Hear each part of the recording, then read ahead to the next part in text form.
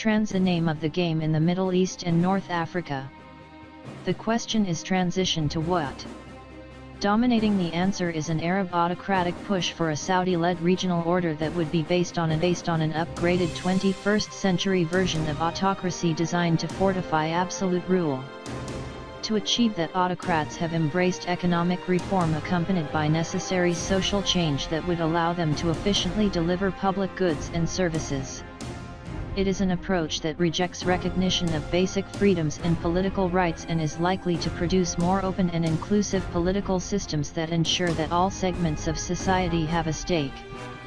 At the core of the volatile and often brutal and bloody battle that could take up to a quarter of a century to play out is the determination of Arab autocrats to guarantee their survival at whatever cost. Geopolitics play a major role in Arabic autocratic ambition.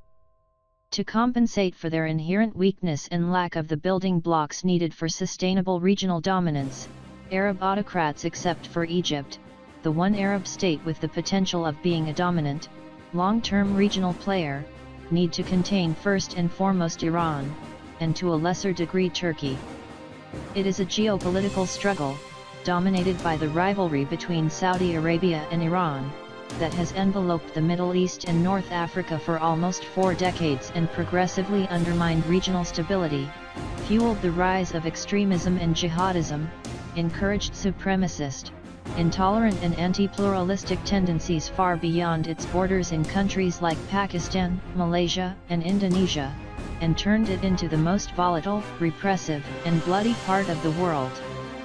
Littered with the bodies of the dead and the dying, countries like Syria, Iraq, and Yemen have been scarred for generations to come and are struggling to ensure territorial integrity against potential secessionist ethnic, regional and religious challenges.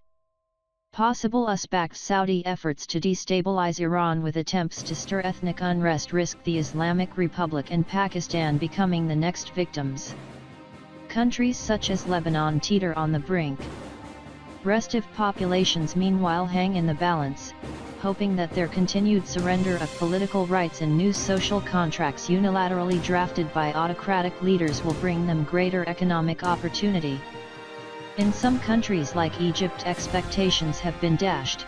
In others such as Saudi Arabia, expectations are unrealistic and poorly, if at all, managed. The successful and brutal Saudi and UAE-led counter-revolution has killed hopes and popular energy that exploded onto the streets of the Arab cities during the revolts of 2011 and produced tyrants and mayhem. For now, it has all but erased popular will to risk challenging autocratic rule that has failed to deliver or that has created expectations that may prove difficult to meet. That is not to say that, like in the period prior to the 2011 revolts, popular anger and frustration is not simmering. Like in the walk-up to the uprisings, popular sentiment remains ignored or unrecognized by officials, scholars, and pundits, who, if it explodes, are likely to be caught by surprise.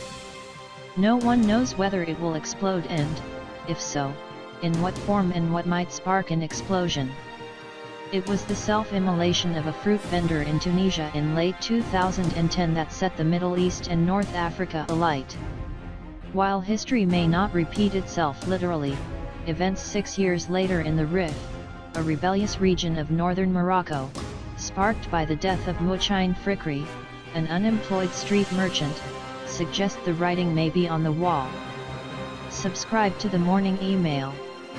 Wake up to the day's most important news. Mr. Fikri was crushed to death in a trash compactor while trying to retrieve fish confiscated by the authorities.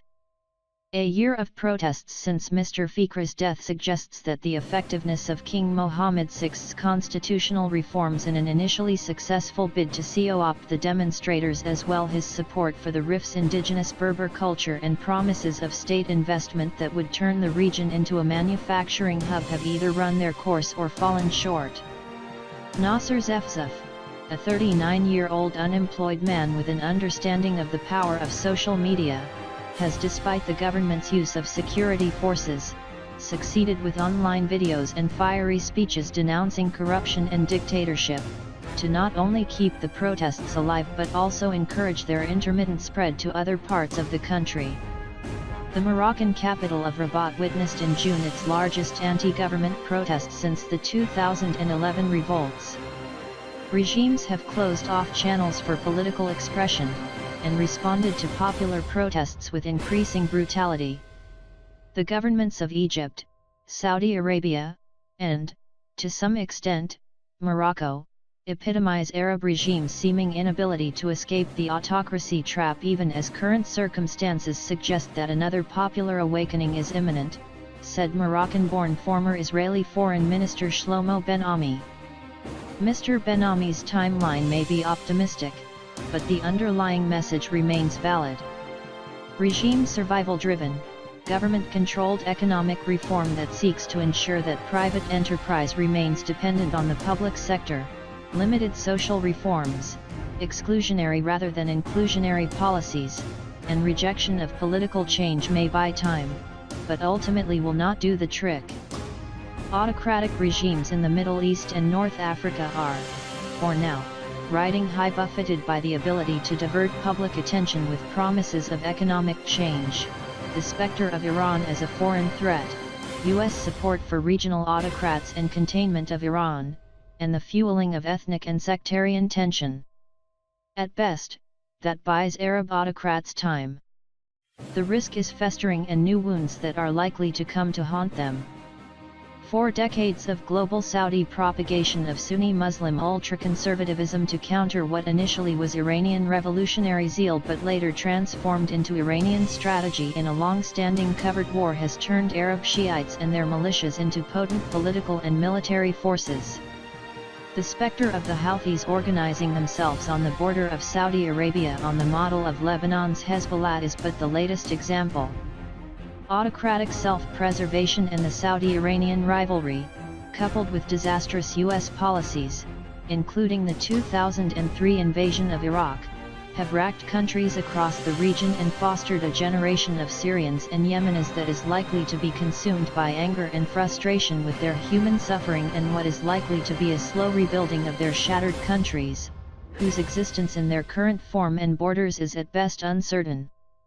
In short, transition, in the Middle East and North Africa has deteriorated into a battle for retention of political control.